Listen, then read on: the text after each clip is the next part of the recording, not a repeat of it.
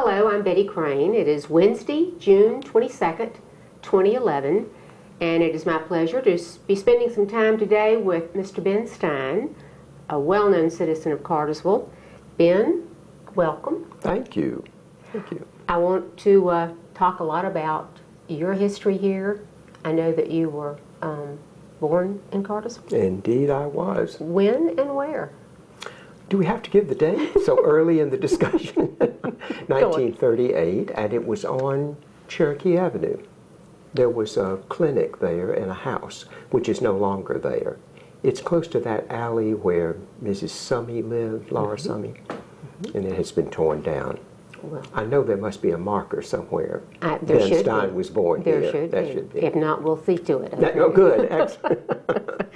I'd love to talk about your family now. We can't mention the name Stein without thinking of the long history in Cartersville with your parents. And let's begin with that. Sam and Ann, tell us about your parents, what brought them here, where they came from originally. Well, my father was from Lithuania, outside of Riga, which could have actually been Latvia.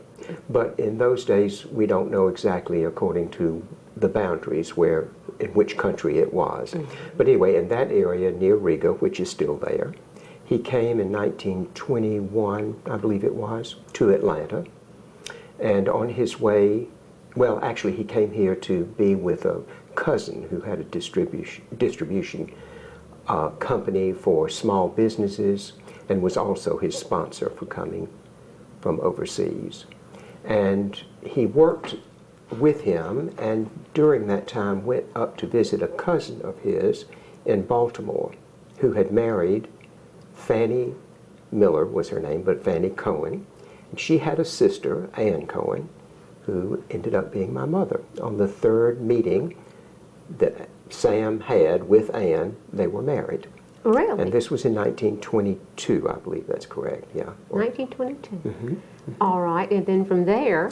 Well, then they moved to Winder, Georgia, actually.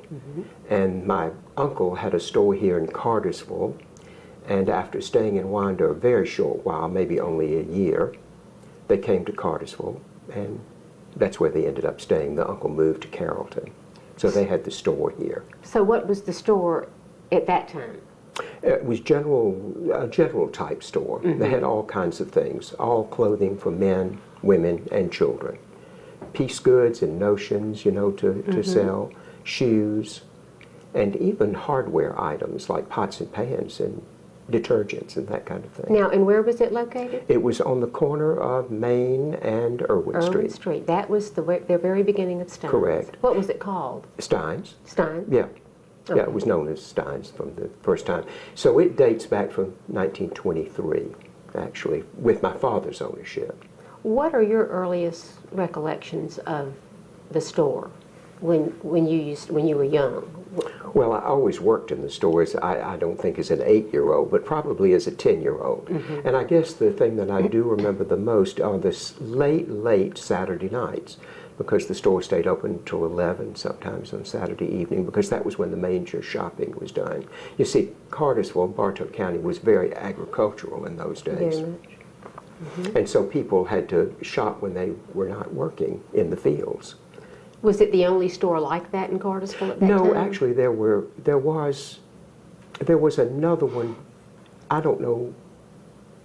Yeah, there were a couple of other stores at that time that were smaller perhaps, or about the same size. Yes, and carried similar type things. And I'm not sure what the names of those were.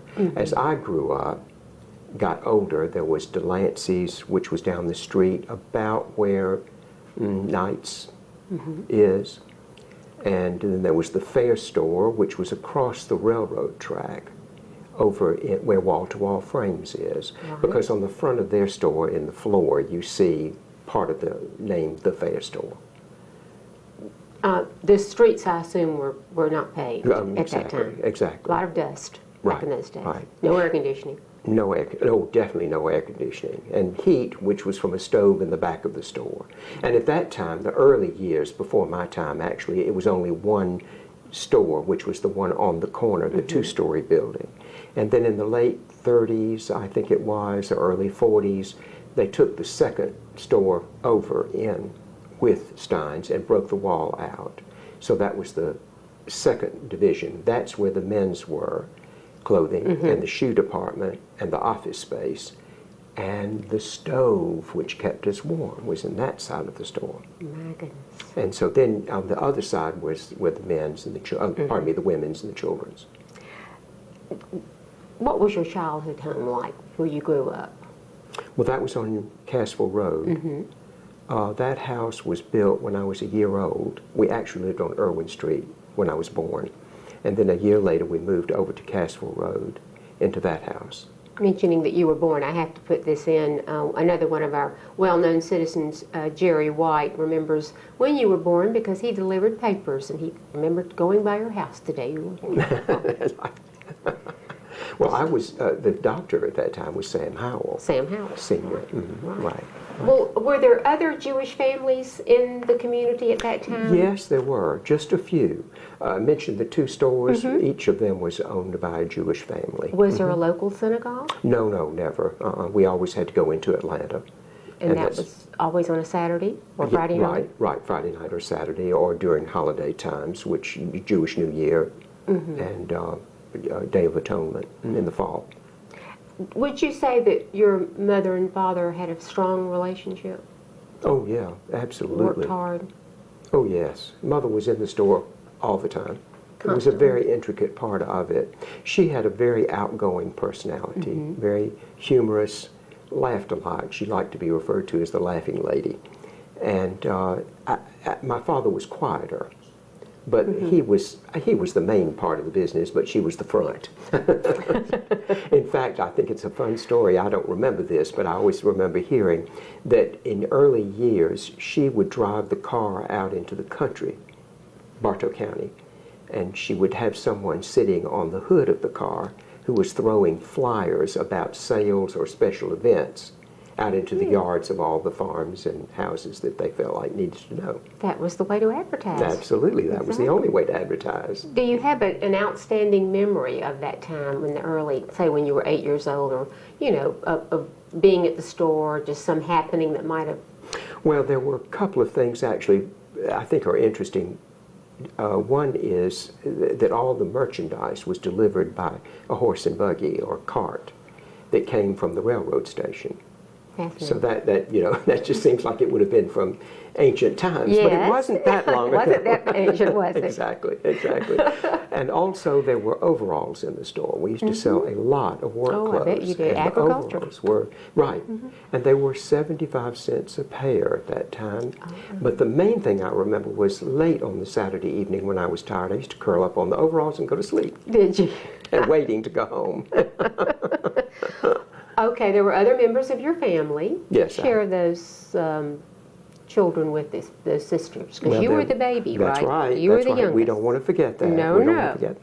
The oldest, Rosalie, she was actually born in Atlanta, as was Esther, my second sister. And the third, being Ruth, was born in Cartersville, too, as I was. Right. So the three of them, as well as I, worked in the store a lot. As youngsters. So when I retired in 2006, I said it was 46 plus years because I came into the store full-time in 62, but I had actually worked many years prior to that too. Right. And you know, Betty, it's interesting, that downtown area was so busy. People wouldn't understand it who've not lived through it, I'm sure.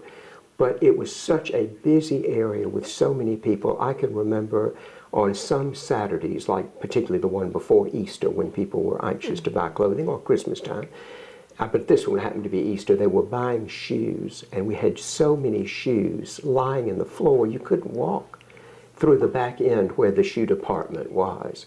And I got so upset because there were so many people. I must have been 12, 14 years old. I had to leave the store. It was just bedlam in there, and I couldn't stand it anymore. It was like 2 o'clock in the afternoon, and I walked out. I just walked out and went up the street for a minute and took a breather. I mean, and now you look at the areas are so different. Yeah. It's so different. Did you ever run out of merchandise? between shipments? Not to my remembrance. I know that during the war years it was difficult to keep the stock up to snuff. But Dad used to travel to St. Louis a lot to do buying, Baltimore again to do some buying, and New York was a bit. I did some of that in my day, but his was mainly St. Louis. Was there bartering going on? In the store? In the store? In early years there was some of that. I would think so. With Yeah. agriculture, I bet y'all had a lot of fresh vegetables and things We like that. did. That were is given. true. Appeared on the grocery on the steps. Groceries were on There the you steps go. often. That's Yes. true. That's true. Well, picturing your family and you being the youngest, what exactly, how would you describe your role in your family life As a young person? as a young person with your older sisters? Well, Were you I doted was upon? always the baby. No, not really. What do you think? Oh, I What bet do your you sisters think? adored you. Well, I think the whole town doted on me, and I'll tell you why I say that. This is a funny story, I think. We had a telephone in the hall, as a lot of people did in those days. Sure did. And I would go to the telephone as a young person, like 6 or 8 years old, whatever, and the operator at that time was Frances Leach. I still remember her. And I would say to her, I'm sure I've told you this story, that I wanted to speak to Mother. And she would say, just a moment. She would call Mr. Brown, who had a grocery store next door to the store. He had a phone. Mr. Brown would go next door and get my mother to come back to his store to talk to me on the phone. Now, if that's not special attention, I don't know what is. I mean, really. That's a wonderful story. That's a wonderful story. How do you think you are most like your parents? Or are you?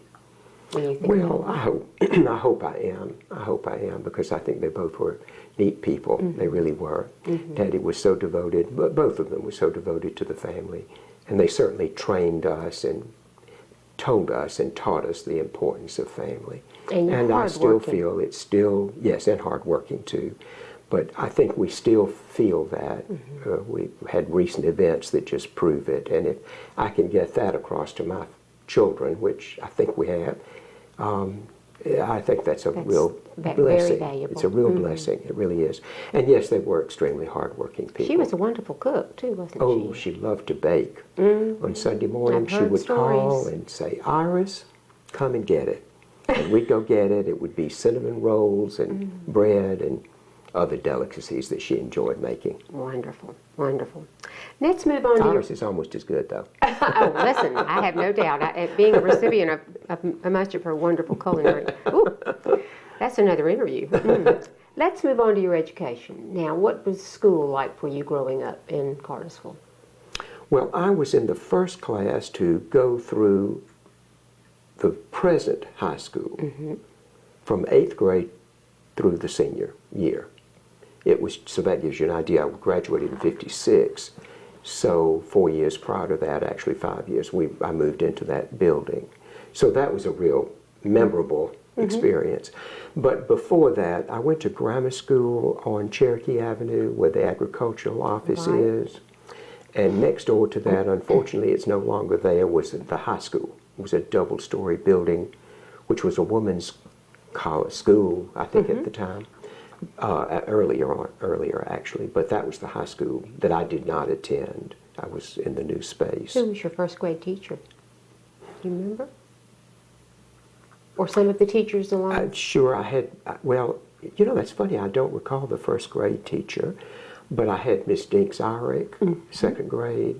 Miss Sproul Kennedy you knew her well. Knew her well. I think she was the 7th grade or 6th grade, somewhere along there. Miss Pearl Goodwin, who was 3rd grade. She used to send me to town to do errands during class. I liked her a lot. We got along famously. You, the teacher's pet. In that instance, I think maybe so. I can't deny it after having already said that. Miss Archer, Martha Jane Archer. That would be Russell's aunt, Russell Archer's aunt. Russell Archer's aunt, that's correct. Oh. Those ladies' names come up a lot. Do they? And then in high school was Ms. Leon Lewis, and let me think, B.J. Cochran didn't actually teach me, but she was in the business department when I was there in high school. Well, Did you have hobbies or any special interest or clubs or things? How did school work for you as far as Well, socially? yeah, I was always busy with something. A key club was one thing that that's the Kiwanis. I don't know that that still exists. Maybe it I'm does. not I sure. It don't might. know. Something similar. The Beta Club and the Latin Club and the French Club and the Math Club, those things were. Were you in the drama club? There there a wasn't drama? one at that time, I don't think. I don't remember that there was one. I'm sure I would have been in it. I'm sure you would. That brings up when we had our last reunion, someone was talking about the Key Club, and they said that so-and-so, I don't even remember who it was the president. And I raised my hand and I said, I think you've made a mistake. I was the president. And they said, oh no, and then we went on to another one, and I raised my hand. I said, I'm sorry, but I was the president. So don't ask me about my high school years. My memory may be a little bit foggy. But I do know that I was editor of the newspaper. Wonderful. And what was it called? Is it still The Chipper. called? The Chipper, the That's same it. thing. That's right. Editor? You had and we Neil? won lots of good awards statewide. Wonderful. We did. We were really quite outstanding. Do you have old copies Oh, of I do. any of those? Would you like me to show you? Well, I'm sure that there would be some people interested in the... Another interview. Okay, that's a very good to know that. Yeah, okay. I didn't realize that. Oh, yeah. Oh, yes. Learn Oh, something yes. about you every day. That was a 2-year situation. I was the senior year was the editorship, but I was involved. The person who was in charge of that, I wonder if that name has ever come up, with Jewel Sewell or Jewel Tripp. Okay. She was a wonderful, outstanding. And Miss Elliott was the Latin Club. Wonderful teachers. Yeah. That's great. You went from high school on to Duke University. Right. For college. Now, what brought about that decision? They were kind enough to let me in. That's all I can say. Why Duke? I don't really know, to tell you the truth. It was big enough. It wasn't too large. Still isn't too large. It's bigger. And it wasn't too far away.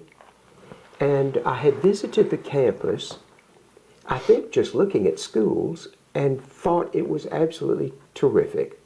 The student body was appealing to me. What they had to offer was appealing. And of course, it was an outstanding school. And I really mean that. I was so pleased they let me in. It was a life-changing experience. Ben, you majored in economics at Duke and graduated In 1960. in 60. Right. Now, from there, what brought you back to Cartersville other than the store? Did you think that was going to be your direction at that time? Yeah. Was that always in the back of your mind after graduation? Not always. In the beginning, I didn't know what I wanted to do. And all the experiences that I had at Duke contributed, I guess, to my return to Cartersville, but yet they didn't necessarily. I was active on campus and enjoyed meeting a lot of new, different people, and exposed myself by traveling a good bit to visit a lot of different folks, because in those days Duke was mostly New York people, not as many in the South as you might think. So I made lots of connections in that direction, but still, I don't think I had a yearning to come back to Cartersville, but it did seem to be Just the thing to do. the thing to do. Yeah, exactly. And of course, your mother and dad were still very much involved with the store. That's right. So you became a part of all of that I did. and brought your own new and fresh ideas, Well, I'm sure. that's true, thanks to my father who allowed that. Yes. It was difficult for him, I'm sure, because you see, as I earlier stated, the store was much more general in its presentation, and I became more specific with clothing and left off the rest of the stuff. The piece goods went, the lingerie left, Right. the shoes eventually left, Yes. and he was kind enough really to go along with me on that. And I think it's interesting, at the very beginning, my mother and I, who would do a lot of the shopping, he went, but we were the ones that made the decision, decided one year we were going to buy some better dresses. And so we bought a line called Henry Rosenfeld, and it was regarded as really quite a nice line of clothing, the dresses, ladies. And we brought them into the store, and we had tremendous success, and we were both so delighted. My father was thrilled but surprised, because the dresses sold for $29.95, and that was very costly in those days. So that was the first, I can tell you, of the change in the presentation of the store. Well, I know how creative you are. So when did the window treatment become Well, a reality? when I came back in the 60s, early 60s, I went into the service and came back in 62. We had those 5.5 years of reserves in those days, Yes. and 6 months of active duty. So after the active duty, I came back, and we decided to remodel the store and make the two buildings look more uniform and modern. So we moved out and went into the old Kroger building, which is up from us on Main Street. The building that's now Sam Franklin's was originally Kroger. They moved over across the highway, and that building was empty. So we moved into that and had a constant sale for several months while Marion Smith, an old construction name in Bartow County, who was absolutely wonderful, redid the interior of the store, made it look more modern, more bright, more light, more colorful. Well, And it was that's when always the windows. it was always a showcase at Christmas. I Oh, mean, right. Well, you those know, windows were every terrific. I mean, I followed in my mother's footsteps. She threw the flyers out, Yes. and I drew the customers in with the windows. They were huge. Do you? Yeah, I'm sure you remember. Of Oh, course. yes. Yeah, that, of Oh, course you would. They goodness. were there till I moved in 1990. But we used to have unbelievable things in that window. For example, one year we had huge cutouts. Do you remember this? Of Disney characters, Snow White and I Seven. certainly do. We won the Christmas Yes. award that year for the best windows Of in the course. downtown area. We just all anticipated it every year. Well, it did get to, it took a lot of time. I know. It was a lot of trouble, but it was beneficial to the store to have that. Oh, I People did definitely. look forward to seeing what was next. Well, when you think about that time, do you have any regrets about, or ever think about making, had I made a different career choice? No, It really doesn't I occur to don't you? think I basically did. There were times that I did think about Mm-hmm. the fact that I was doing retail, but those times passed, Yes, fortunately. I know. But Lucky that's for true us. of it. Well, I generally would say that I enjoyed the people. They were very receptive and very supportive in Bartow County and Cartersville. And you also, and I'm speaking basically before you were married, that you spent a lot of time in Atlanta. You still have the Atlanta connection. We're back and forth a lot as far Well, as yes, people yes. I and- had lots of friends in Atlanta through the years. And so I did. I had an apartment in Atlanta and, in fact, followed your husband into Cartersville many Exactly. times as he traveled that same route. What a wonderful lead-in for my next question. In 1964, you married Iris I did. Duberman. I did. I did. And she also has an immigrant history in her family Right, background. right. If you would share that with us, please. But, well, her parents came from the Ukraine. Mm-hmm. Theirs was a more exciting story, heart-wrenching actually. They, because of the religious persecution, had to leave in a hay wagon and had to bribe the border guards to let the wagon through without searching it. And there was lots of confusion there for a while. So it was very uncertain as to whether or not they would be able. Now, I'm not sure that was actually both her parents. I think only one had that experience because they did not know each other in the Ukraine. They both came around the same time to New York and met at an immigrant sort of party, dancing party thing. And they married and lived in New York. And Iris was actually born in New York. And then the family moved to Mobile, Alabama, because she had a grandmother who lived there and some other relatives. And see, in those days, too, family members were brought over. My father helped to bring his sisters and brothers over after him. So there was a lot of working and correspondence and communication to get these people over. So that's how they ended up settling in different areas. They didn't always go to the same place. Well, now let's talk about your family, your present family. You have 3 children. Would you like to tell us about Andrew and Eleanor and They- Renee? Please. Super duper. Well, the oldest is Renee, and she works at the Carlos Museum in Atlanta with Emory University. She's the art conservator there, and she's been there for 10 years. I can hardly believe it. Not Graduated. as the art Graduated conservator. from? Oh, she graduated from Smith College in Massachusetts, and she got her master's degree from Winterthur Museum which is art conservation, one of 3 in the country. Actually, I'm not sure. I think there are only 2, no, 3 in this country, and there are 4 in North America. But at any rate, she chose that one in Wilmington, Delaware, and came after that to Emory to work as an intern, and ended up with the art conservationist job. So that was really quite good. Nice to have her close by. Absolutely, and she has a little fella who's going to be 4 next month, Sam. And his name is named Sam. my father, which I think is terrific. Wonderful. And he is terrific. He is terrific, yeah. And then we have Eleanor, who lives in Columbia, South Carolina. She is married to Brian Glavy, and he is a English professor in tenure track, so he's not, I can't say he's actually a professor, but he will be at University of South Carolina. Right. And they're expecting their first child in September. And Eleanor graduated from Northwestern. Northwestern. And she majored in religion and dance. And is a wonderful dancer. She has We saw been. her perform at the Grand many times. Oh, I thought about that when looking at your granddaughter this past weekend. And your son, And Andrew. then Andrew lives in Pittsburgh, and he is working with a company called Tandent, which deals with vision imagery. He got his PhD from Carnegie Mellon in Pittsburgh and likes it and seems to want to stay there thus far. And graduated from Tech. Georgia Tech. Smart children, just from my own personal knowledge, just delightful children. I have to say that Andrew did graduate first at Tech when he graduated. Yes, that's I have right. to say that. I'm sorry. That's perfectly all right. That's perfectly all right. Okay, as a family, what are some of the things that stand out in your mind that y'all have enjoyed, or moments that have impressed you over the years? Well, when Iris smiles and is happy, that's a wonderful moment. That is a fabulous time. So, And in she other words, is. if mother's not happy, That's nobody right. is happy. Exactly.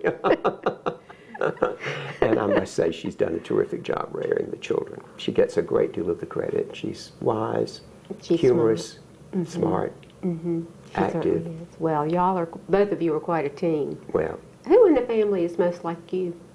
oh, I don't think any of them are. You Thank don't? goodness. Oh, wouldn't that be awful? No. No, I don't know. I think they have traits of both of us. I don't know that anyone is particularly like the other. However, everyone says Renee looks exactly like Iris. Do you agree with that? Yeah, I think you so. do? The older she gets. Yeah, that's what they all say. As a parent, would you do anything differently? Looking back? You said I can't answer no, No, but you I'm going to say no. Okay, good. Well, No, that's a good answer. I don't think so. Yeah. I really I don't. don't see what you could have done because they're all. The trips that we took back and forth to Atlanta were so difficult to get them prepared for their bar and bat mitzvahs. That's a good point because you did make the point to make sure that that was instilled in them, just as your Exactly. parents did. Exactly, And, exactly. I was always impressed with that. Y'all were very consistent in your training and your teaching with your children, and it shows. I would think that one might say, that's a lot of trouble. Why didn't you just live in Atlanta and commute the other direction? But there are so many advantages to living in a small town, particularly as I grew up, and as Right. they have grown up too. It's a unique and important experience that people in big cities just don't know about. Well, this is an exceptional place to live. It is, and I agree. think that's what I'm trying to say. Even though that was hard, it was well worth it in the long run. So I wouldn't think there's anything that I would change. What would people be surprised to learn about you that they may not know, even those of us who've known you for a long, long time? Now, Betty, you know this is what I'm going to say, so they don't know that I took tap dancing lessons. They don't, and now you have told the I've world. told the world. Took tap I've dancing kept that a lessons. secret for years. Well, But I am so glad that you finally feel comfortable enough to tell Well, us it's your about presence that makes it that way. But Well- I'm going to tell you, it was quite an experience. I enrolled in a class in Atlanta, I and I remember went that. down there, and and after the first session was over, and I had finished it, I went to the class, the last class, and the instructor looked at me and said, I think you need to start over. And at that point, I walked out the door and said, forget it. I didn't know that part of the story, Well, I Ben. shouldn't have. Well, you just brought it all out. Well, that's great. That's fantastic. What are you most proud of? Oh, I think the children are the most. Yes. The fact that I hooked up with Iris and we had the nice family. Really, they're exceptional. They I know are that, exceptional. and I hate to. I know it's bragging, but No, it's but all they right. really are outstanding. Each and every one, different ways they are. Well, They are indeed. you're a wonderful family. I have to ask you if I might go back to the store. There Sure. are two things that, well, actually one thing that we didn't talk about. Can we go over that? Oh, certainly. It's the fashion shows. Oh, well, we're sort of going to leave it. Yes. Oh, well, I didn't mean Okay. to jump the No, gun. that's okay. Go ahead. Let's talk about those fashion shows those were because when you talk about things that I remember and Yes, yeah. would you regret, this was such a fun experience. It was started with the Service League, and it was before you were in the Service League. It was one of the first. Well, it was the only Christmas luncheon that I came in touch with, so I don't know whether it was the first of those or not. Yeah. But they asked if I would do a fashion show for them, and I did, and it was a very well-received endeavor. And Louis Tonsmeyer would do my music. I recorded it, but he would be there to play it as it needed to be done. I recorded it in our den with our equipment, which was absolutely awful, but people could hear it okay. And I had a script to go along with it, and we showed a number of outfits with professional models. that was something you always were so good at presenting to the public with Right. professional models. And they were always, not always, but most often were Beautiful. very well received. And that grew to be a tradition, not always with the Service League, but many times I did the Service League luncheon. And then we were asked to do the Women's Club state convention in Atlanta. And that was for like 300 or 400 people at Century Center, which is 85 North. So we went there with all of my models and all of my equipment and all of my associates, and we presented one of those big shows with better sound equipment there. And then the next year, and I may really have this out of order, but the next year, the State Garden Club asked that we do one at the Waverly Hotel. And there were 600 people at that show. And it was such an experience to do it with those ladies. And you loved those every models. minute. I did. We had sets at that time that we took in vans and trucks, and we changed in the elevator shaft at the Waverly Hotel. We had special treatment given to it. It was really an outstanding I think one time. year Channel 4 televised one of your fashion shows at the did. Civic Center. It was a fundraiser. That's right. And we were all there, and it was just thrilling, and that was just the part of Cartersville, Yeah. part of that we just expected those things from you. Well, you it were was always a fun thing to do. We had one of the stars of Chorus Line from Broadway did a number for us that right. Hey Big Spender, Yeah. I think it was, which was just great fun. It was during the daytime, sometimes at lunch, a box lunch, or it could have been in the evening. And we did do fundraisers for the high school. For Joe Frank Harris was Right.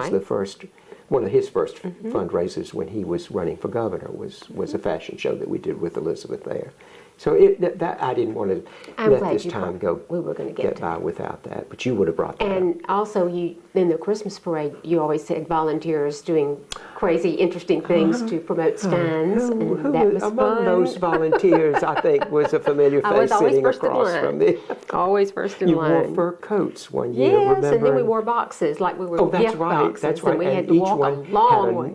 that's right. Each one had an S, a T, Yeah. an E, an I, an N, and an S. And we made sure we stayed in order. That's right. That's right. about froze Twirling to our death. way. I forgot about that Anything one. for Stein's. There you go. And we appreciated it. Okay, just a couple of more questions. Sure. You're in retirement. You're retired now. You and your wife both are enjoying retirement, are very busy. Some of the things you're doing, It was very hard to work you into our schedule for today. No, it was. Yes, it is so true. But we're here. So. I know it, and I'm glad. So tell me some of the activities. I know you both are very involved with your own things to do. So share a little of that with us, and then Well, Iris is very into gardening, as you very well know, yes. and she enjoys that an awful lot with the Master Gardeners. In fact, she was there today with them, and she's enjoying the library. Always a great promoter of our library. She is indeed. She is indeed. That's a good, worthwhile project. We've enjoyed, I have, and I know she has too, but I've really had more opportunity to read, and that has been wonderful. I have not been able to do that for years, and too tired when I came home at 6 o'clock or 6:30 to sit down and read a book. And even though I don't really read all the same things that some people recommend to me, I do enjoy reading. And we've done some travel, which is fun. Extensively. Some wonderful trips. Yeah, we've had some fun times. Just got back recently from Israel. Yeah, and that was a great trip. Wonderful. I recommend that. It was terrific. And you're on a board in Rome? Yes, Rome has an international film festival that's going to be in their 7th year, I think, or 8th. I think this is the 7th, if I'm not mistaken. And I've been on the board for the past couple of years, and it's been interesting. They have independent films that are submitted from all around the world, actually. And it comes the second week in September. I'll just plug it because it's a nice, fun thing to do on a Saturday, Friday and Saturday, Friday night, Saturday all day, and Saturday night. And they have lots of presentations, and many of them are quite interesting. And I've enjoyed working with them and meeting the people who've been on the board for years. Well, I think once you closed the store, you never missed a beat, did you? Just didn't have time. Didn't have time. Although we certainly do miss the store, some of us. Major changes in Bartow County. Let's wrap this up with what do you see positive, negative? Oh, who could not mention the booth and the Tellus, right, and the History Center and the Conference Center? I mean, all of that is just unbelievable what has occurred. Yes. Not to mention the growth has just been, through the years, the recent years have just been fabulous.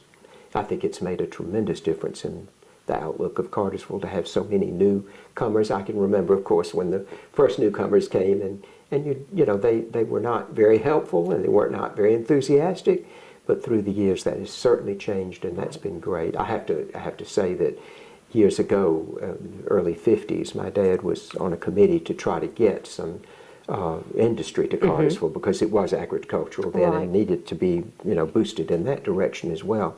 And they got a company, an undergarment factory actually from New York to come, and it brought several different families from New York to work here, and they were miserable. They could not stand Cartersville or Bartow County. We were backward. We didn't have all the things New York City had, of course. Well, of course. We didn't have the food. We didn't have the people. It was just awful. They hated the heat. It was just terrible. After they were here 3 years or so, they were told that it was time for them to go back to New York, and they would bring new people. Well, they didn't want to move. They finally realized how wonderful Cartersville really was. And many of them stayed with Cartersville Undergarment, but a lot of them had to change jobs in order to stay. They were not going back to New York. So it shows that there was a lot to offer, even in the 50s in Cartersville. A lot of people didn't recognize it, but it was certainly here. Yes. The security, the warmth, the community spirit, and that still remains today. I agree. It really does. Well, you've certainly been a part of that community spirit too, Ben. Well, So you're thank kind you to so say much that. for this time today and sharing all of those memories and thoughts. Well, thank you for being a part of the interview. We I appreciate all that. you've done for Cartersville, the contributions you've made, and of course the store will always miss the store, Steins. But we're glad you're enjoying retirement and enjoying your children, your grandchild. So thank you so much for letting us interview. Thank you. Thank you.